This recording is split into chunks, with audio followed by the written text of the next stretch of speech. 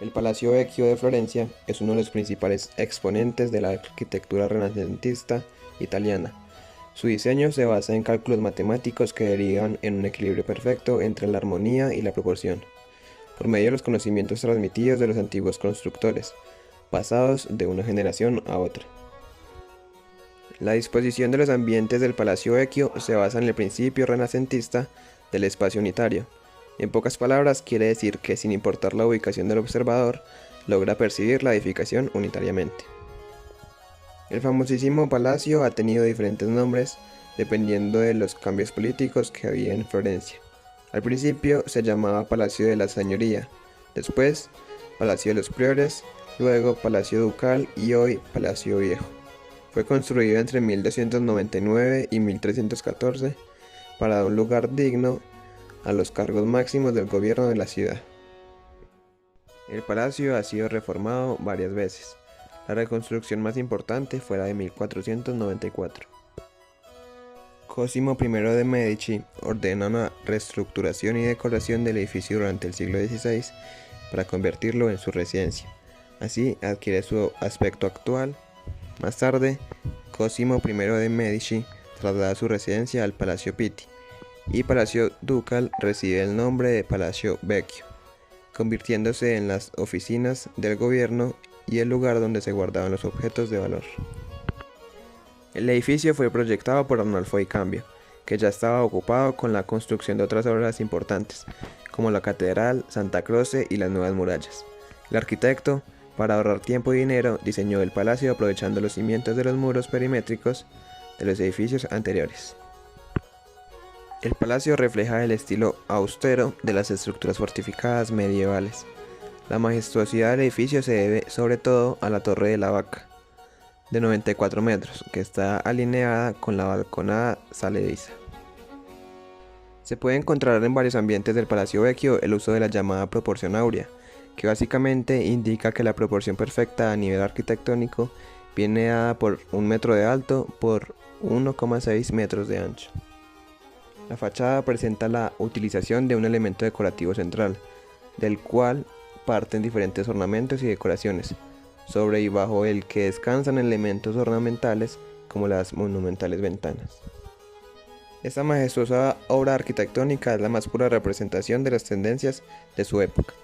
Aunque en el transcurrir del tiempo haya sufrido algunas modificaciones, su esencia, su fortaleza y su majestuosidad constructiva permanece hasta nuestros días. El Palacio Medici Riccardi se encuentra en la Vía Larga en Florencia. Fue residencia de los Medici, una poderosa e influyente familia del Renacimiento. Entre sus miembros se destacaron 3 papas, 2 reinas de Francia, además de numerosos dirigentes florentinos, y sobresalieron por ser mecenas, patrocinando a artistas y científicos de la época. Los logros más significativos de la familia fueron en el campo del arte y la arquitectura. Los Medici vivieron en este palacio hasta 1540, cuando Cosme de Medici se trasladó al Palacio Vecchio. Años más tarde fue vendido a la familia Riccardi, quienes realizaron diversas modificaciones para adaptarlo al gusto de la época. En 1814, los Riccardi vendieron el palacio al Estado y desde 1874 es propiedad provincial. Actualmente es la sede del Consejo Provincial y un museo abierto al público. Su construcción inició en 1444 y concluyó en 1459. El arquitecto al cual fue encargado el diseño y construcción de este palacio fue Micheloso di Bartolomeo, hijo de un sastre que se caracterizó por ser aprendiz de Ghiberti y por colaborar con Donatello. Su aporte más interesante es la construcción de este palacio, el cual sienta las bases de la tipología de palacio renacentista y elimina cualquier orden columnario en la fachada. El Palacio Medici Riccardi no solo es uno de los más importantes de Florencia, sino que representa el paradigma de la armonía alcanzada mediante la unión de arquitectura del Renacimiento temprano con la del Barroco tardío. Micheloso que, inspirándose en León Battista Alberti, hizo un edificio austero y sobrio, la imponente mole cúbica y la elegante fachada con su almohadillo gradual para dar esbeltez y las ventanas ojivales. El palacio está diseñado a partir de una planta cuadrada, con un patio como eje central. A su alrededor se disponen una suerte de columnas de orden compuesto, las cuales resaltaban toda la versatilidad del patio. Todo el edificio está configurado a partir de este, En su perímetro se encuentran los dormitorios y diferentes estancias. En el interior se acentúa la ligereza y estilización del patio. En él destacan las grandes arcadas de medio punto, sobre columnas de orden compuesto con esgrafiados. La decoración fue realizada por el taller de Donatello, con temas mitológicos inspirados en la familia Medici, además de escudos de la familia. El patio da paso a un jardín donde la arquitectura y la naturaleza se conjugan. Contiene una capilla característica llamada la Cappella dei Magi, que traduce del italiano Capilla de los Reyes Magos. Esta se destaca porque sus muros están cubiertos por un ciclo de frescos de Gonzoli. Fue una de las primeras partes del palacio en ser decoradas, tras el final de su construcción por Michelozzo di Bartolomeo. Gonzoli pintó al fresco 3 de los muros con el tema del viaje de los magos a Belén. La fachada del edificio se articula en 3 pisos. El piso inferior se construye con un almohadillado alto de tipo rústico. La elección del almohadillado confiere a la parte inferior un aspecto tosco, que se asemeja principalmente a un estilo gótico. El muro inferior debía abrirse con 3 grandes arcos de medio punto, que fueron sustituidos en el siglo XV por vanos de acuerdo a las preferencias estilísticas de la época. En el segundo piso, el almohadillado es mucho más ligero, produciéndose una graduación del parámetro. Los vanos se conforman a través de amplios arcos de medio punto, que cobijan en su interior 2 arcos más pequeños separados por un parteluz. El piso aparece ya sin almohadillado. La progresión del parámetro ha llegado a su fin desde el aspecto más tosco de la parte inferior a la elegancia del tercer piso, con un tratamiento mucho más renacentista. Las ventanas de este último piso siguen el mismo modelo que el anterior. Un gran alero voladizo sobre ménsulas remata el edificio. El efecto del espacio es horizontal y algo pesado. Cabe resaltar que en el edificio existe un efecto rítmico determinado por la graduación del almohadillo y por la sucesión del muro y del vano, predominando mucho más el muro que el vano. El Palacio Pitti es un palacio ubicado en la ciudad de Florencia de carácter monumental y sobrio. Su construcción data del año 1458, cuando el banquero florentino llamado Luca Pitti, un personaje de mucha relevancia y poder en la ciudad, ordenó su construcción para él mismo. Las razones han variado con los años, pero es bien sabido que él buscaba construir el edificio que más resaltara en la ciudad y que el estilo constructivo sobresaliera sobre otros palacios importantes de la época, como lo son el Palacio Vecchio o el Palacio Medici Riccardi. El desarrollo de este palacio fue durante mucho tiempo confuso, ya que el arquitecto responsable del proyecto ha cambiado con los años. Al principio, Giorgio Vasari, un arquitecto, pintor y escultor italiano relevante del siglo XVI, atribuyó la construcción a Brunelleschi, pero más adelante se logró confirmar que la construcción del proyecto estuvo a cargo del aprendiz de Filippo, Luca Fancelli. Pocas obras arquitectónicas se conocen de él, sin embargo destacan algunas, como lo es el Palacio Pitti, las tribunas de Santa Annunziata y el complejo de estancias del Palacio Ducal de Mantua. A pesar de su gran tamaño, para Luca Pitti el palacio no satisfacía sus expectativas en cuanto a magnificencia, ya que él pensaba que su estilo no superaba a las residencias de la familia Medici. Las razones de esto se atribuyen al estilo específico escogido por el artista, donde alejándose de la arquitectura en auge de la época, optó por tomar como inspiración elementos clásicos romanos, inspiración que se hace evidente en la repetición de órdenes en mampostería y en piedra, lo que dio a la fachada del edificio una apariencia muy maciza, recordando mucho al estilo constructivo de los romanos en arquitecturas como lo es el acueducto de la ciudad.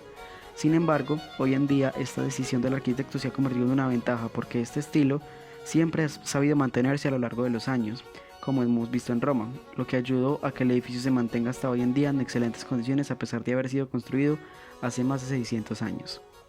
Por otra parte, la versión del palacio que recibió el banquero Pitti no estaba terminada, pues debido a distintas dificultades económicas que presentó, la construcción del lugar fue detenida, por lo que no fue hasta casi un siglo después que las construcciones se reanudaron a manos de Leonor Álvarez de Toledo, la esposa de Cosme I de Medici, segundo duque de Florencia.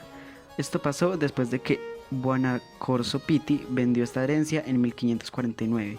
Las obras tuvieron como líder del proyecto a Giorgio Vasari, quien se encargó de adecuar el lugar a las necesidades de la nueva familia que lo habitaba.